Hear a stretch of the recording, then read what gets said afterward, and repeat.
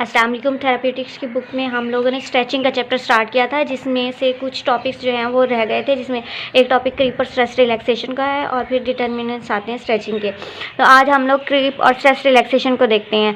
Creep और stress relaxation ना एक प्रॉपर्टी है, ठीक है। जैसे कि हम लोगों को पता है कि बॉडी में ना कोई भी स्ट्रक्चर है, चाहे वो मसल है, चाहे लिगामेंट है, चाहे टेंडन है, चाहे बोन है, ठीक है। इनकी एक नेचर होती है कि वो विस्को इलास्टिक होते हैं नेचर में, ठीक है। ये चीज़ हम लोगों ने देखी है कि विस्को इलास्टिक का ये मतलब है कि विस्कोसिटी की भी प्रॉपर्टी है और इलास्टिक की भी। इलास्टिसिटी क्या है कि एक जैसे रबर बैंड है, रबर बैंड को हम लोग स्ट्रेच करते हैं तो उसमें एनर्जी स्टोर हो जाती है, और जब हम लोग उसे यानी कि उसकी फोर्स हटाते हैं, लोड हटाते हैं, तो वो दोबारा अपनी शेप में चला जाता है, एनर्जी रिलीज हो जाती है, ठीक है। सेम ऐसे हमारे मसल्स और टेंडन करते हैं। और विस्कोसिटी क्या है? विस्कोसिटी ये है कि फ्लो में एक रेजिस्टेंस आना, ठीक है।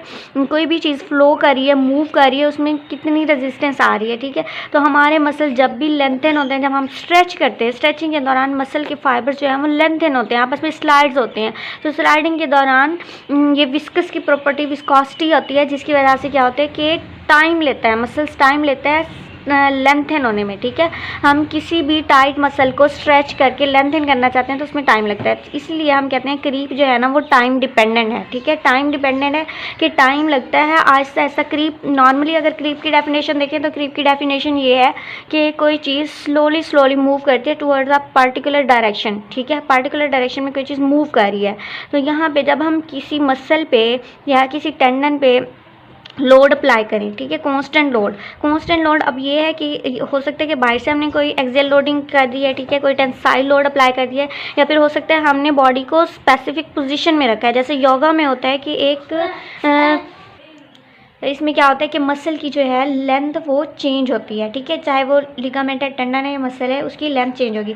अब मैंने इसका ग्राफ भी सेम ऐसे ही, यानी कि कर्व जो है इसकी ऐसे ही ड्रॉ की है कि आपने टाइम डिपेंडेंट है तो टाइम को आपने एक्स एक्सिस पे लिखना है। बच्चे क्या गलती करते हैं, या तो टाइम को यहाँ पे लिख देते हैं वाई एक्सिस पे, या फिर वाई एक्सिस पे लोड लिख लेते हैं। लोड हमारा कांस्टेंट है, तो कांस्टेंट जो चीज़ है वो कभी भी हम यहाँ पे वाई एक्सिस पे नहीं लिखेंगे। वाई एक्सिस पे वो चीज़ लिखेंगे जो हमारी चेंज हो रही है मसल की लेंथ। तो change in length of the tissue, यहाँ पे आप स्ट्रेन भी लिख लें, बेशक कोई फ़र्क नहीं पड़ता, लेकिन आप लोग यहाँ पे स्ट्रेन या लेंथ को लिखें। जो डिफॉर्मेशन आ रही है वो हमारी वाई एक्सिस पे आएगी, टाइम हमारा जी एक्सिस पे, एक्स एक्सिस पे आएगा। और यहाँ पे हमने कर्व लगानी है। कर्व इस तरह कि इनिशियली क्या है कि करीब आया, लेंथ यहाँ पे एकदम से चेंज हो रही है, क्योंकि इनिशियली जो है ना लेंथ बहुत ज़्यादा चेंज होती है, और फिर टाइम के साथ आहिस्ता आहिस्ता स्लो मूव करना स्टार्ट होते हैं मसल, तो स्लोली चेंज होता है। तो इस तरह से स्ट्रेट कर्व हो जाती है, ठीक है, और लोड हमारा कांस्टेंट रहेगा।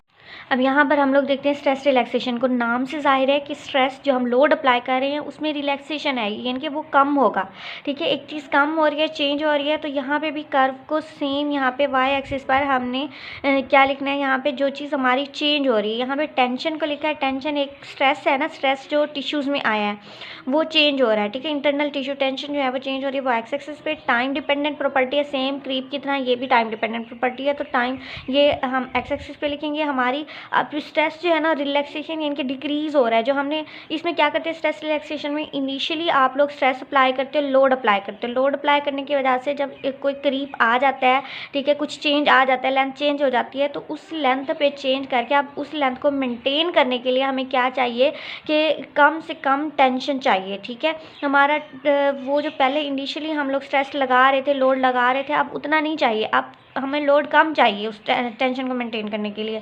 तो इसमें स्ट्रेस रिलैक्सेशन में स्ट्रेस डिक्रीज़ हो रहा है, कम हो रहा है, इसी वजह से हम इसको नेगेटिव, यहाँ पे हम लोग ऊपर की तरफ लेके जा रहे थे, यहाँ पे हम लोग नीचे की तरफ लेकर आ रहे हैं, ठीक है। Stress relaxation with constant length, ठीक है। लेंथ जो एक दफ़ा हो गई हमने गेन कर लिया, अब उसको वैसे ही मेंटेन करके रखना है।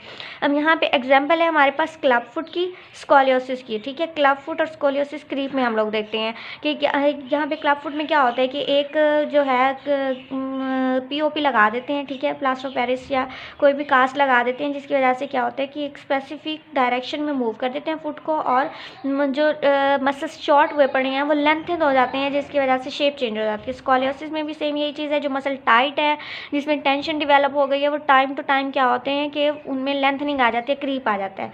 अब स्ट्रेस रिलैक्सेशन में हम लोग इसमें एग्जाम्पल लेते हैं night splints for plantar fasciitis. Plantar fasciitis में क्या होता है कि आपके जो एचलिस टेंडन है या प्लांटर फेशिया, इसमें टेंशन हो जाती है, बहुत ज़्यादा टेंशन प्रोड्यूस हो जाती है और शॉर्ट हो जाता है, ठीक है, फेशिया। तो इसकी शॉर्टनिंग की वजह से पेन होता है फुट में। अब क्या करते हैं कि इसमें नाइट स्प्लिंट्स लगा देते हैं जो कि इसको डॉर्सिफ्लेक्शन में फुट को पूरी रात रखता है। अब इसको ना पूरी रात डॉर्सिफ्लेक्शन में रखने के लिए क्या होता है, इनिशियली जो है हमारा प्लांटर फेशिया, इस पर ज़्यादा टेंशन देनी पड़ेगी, हमें लोड ज़्यादा अप्लाई करना पड़ेगा, ठीक है, बाहर से इसको इसकी लेंथ को मेंटेन करने के लिए। लेकिन जब एक दफ़ा मसल विस्कोसिटी की वजह से, ठीक है, इसकी इलास्टिक प्रॉपर्टी थी, एक दफ़ा लेंथनिंग हो गई है, फेशिया की लेंथन हो गया है, तो अब इसकी इंटरनल टेंशन भी कम हो जाएगी और जो बाहर से हम लोड अप्लाई कर रहे हैं इसको को स्ट्रेस, यानी कि जो हमारा बाहर से है लोड, वो भी हमें कम लगाना पड़ेगा। तो स्ट्रेस जो है वो रिलैक्सेशन आई है यहाँ पे, स्ट्रेस रिलैक्सेशन का ये फेनोमेना है। ये दोनों का होप्स हो कि आपको